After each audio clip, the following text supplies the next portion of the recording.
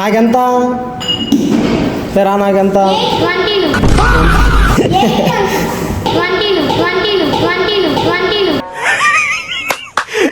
అమ్మ ఏం ఫీల్ ఉన్నది మామయ్య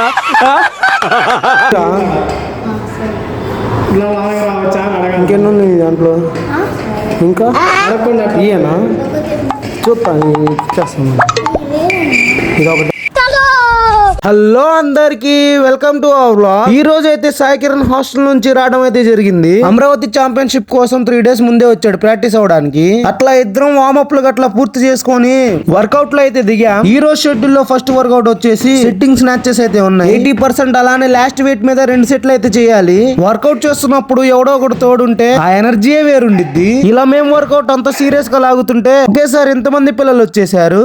ఏంట్రా అని చెప్పి అడుగుతుంటే వచ్చి షేక్ హ్యాండ్ ఇచ్చి హాయ్ చెప్తున్నారు.